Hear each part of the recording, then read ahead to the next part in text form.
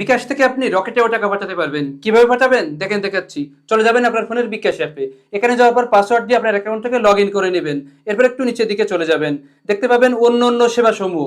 এখানে কতগুলো অপশন আছে, এগুলোকে আপনি বাম দিকে সরাবেন। দেখতে পাবেন এনপিএসবি। আপনার বিকাশে যদি এনপিএসবি না থাকে তাহলে প্লে স্টোর থেকে বিকাশ অ্যাপটাকে একবার আপডেট দিয়ে নেবেন।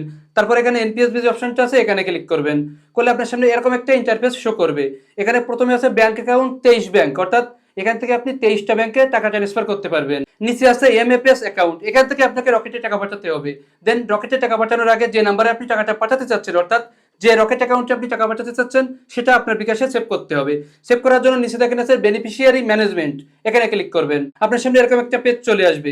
এখানে নিচে আছে অ্যাকাউন্ট যোগ করুন, এখানে ক্লিক করবেন। আপনার সামনে এরকম দুইটা অপশন চলে আসবে। নিচে আছে এমএপিএস অ্যাকাউন্ট, এখানে ক্লিক করবেন। এখানে পেয়ে যাবেন রকেটের উপরে ক্লিক করবেন।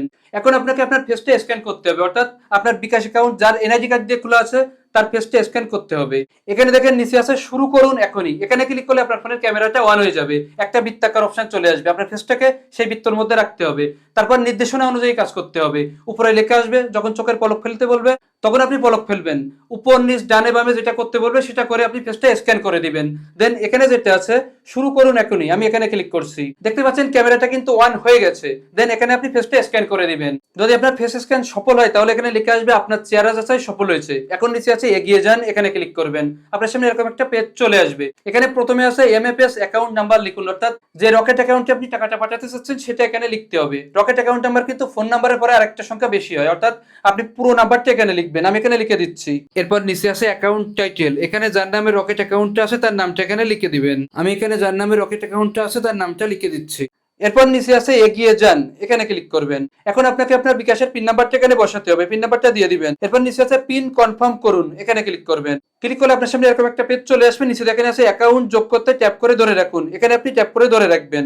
অ্যাকাউন্টটা কিন্তু এখানে সেভ হয়ে যাবে। দেখতে পাচ্ছেন এমএফএস অ্যাকাউন্ট নাম্বার যোগ সফল হয়েছে। এখন আপনাকে টাকা পাঠাতে হবে। এখান থেকে আপনি ব্যাক চলে আসবেন, নিচে আছে হোমে ফিরে যান, এখানে ক্লিক করবেন। এরপর আবারও চলে যাবেন এনপিএসবি তে। এখন দেখেন 2 নম্বরে একটা অপশন আছে এমএফএস অ্যাকাউন্ট, এখানে ক্লিক করবেন। আমি যে রকেট নাম্বারটা এখানে সেভ করলাম সেটা কিন্তু এখানে দেখাচ্ছে। দেন আপনি এখান থেকে এটাকে সিলেক্ট করে দিবেন। এখন আপনাকে টাকাটা পাঠাতে হবে, টাকার পরিমাণটা এখানে লিখতে হবে। টাকা পাঠানোর বিষয়ে কিন্তু কয়েকটা নির্দেশনা আছে। দৈনিক সর্বোচ্চ লেনদেনের সংখ্যা 10টা, অর্থাৎ আপনি দৈনিক 10টা লেনদেন করতে পারবেন। মাসিক লেনদেনের সর্বোচ্চ সংখ্যা 100টা। দৈনিক সর্বোচ্চ লেনদেনের পরিমাণ 50,000 টাকা। মাসিক সর্বোচ্চ লেনদেনের পরিমাণ 3 লক্ষ টাকা। প্রতি লেনদেনের সর্বনিম্ন লিমিট হচ্ছে 50 টাকা, অর্থাৎ আপনি সর্বনিম্ন 50 টাকা পাঠাতে পারবেন। প্রতিটি লেনদেনের সর্বোচ্চ লিমিট হচ্ছে 50,000 টাকা। এখন আমি এখানে টাকার পরিমাণটা বসিয়ে দিচ্ছি, দেখানোর জন্য আমি 100 টাকা পাঠিয়ে দেখাচ্ছি। আমি এখানে 100 লিখে দিচ্ছি। এরপর নিচে আছে এগিয়ে যান, এখানে ক্লিক করবেন। দেখতে পাচ্ছেন এখানে কিন্তু টাকার পরিমাণটা দেখাচ্ছে, চার্জ দেখাচ্ছে, অর্থাৎ বিকাশ থেকে রকেটে টাকা পাঠানোর জন্য আপনাকে এক প্রকার চার্জ দিতে হবে। এখানে কিন্তু 100 টাকার জন্য 85 পয়সা কাটছে, অর্থাৎ আপনি যদি 1000 টাকা ট্রান্সফার করেন তাহলে আপনাকে 8 টাকা 50 পয়সা দিতে হবে। তো আপনার টাকার পরিমাণটা আপনি বসিয়ে দিবেন। নিচে আছে রেফারেন্স, এখানে আপনি যে কোনো কিছু লিখে দিবেন। আমি এখান থেকে ওকে লিখে দিচ্ছি। আপনি চাইলে আপনার নামটাও লিখতে পারেন। এরপর নিচে আছে পিন নাম্বার দিন, আপনার বিকাশের পিন নাম্বারটা এখানে বসিয়ে দিবেন। আমি এখানে বসিয়ে দিচ্ছি।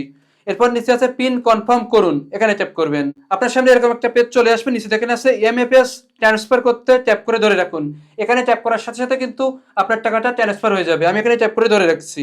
এভাবে কিন্তু আপনি এনপিএসবির মাধ্যমে খুব সহজে বিকাশ থেকে রকেটে টাকা ট্রান্সফার করতে পারবেন। আবার একই প্রসেসে রকেট থেকে বিকাশেও টাকা ট্রান্সফার করতে পারবেন। আশা করি এই ভিডিওটা আপনাদের অনেক অনেক উপকারে আসবে। ভিডিওটা কেমন লাগলো কমেন্ট করে জানাবেন। যদি ভালো লাগে তাহলে লাইক দিবেন, আমার চ্যানেলে সাবস্ক্রাইব করবেন, বেশি বেশি করে শেয়ার করে দিবেন। আজ এই পর্যন্ত এখানে বিদায় নিচ্ছি, দেখা হবে আরেকটা ভিডিওতে।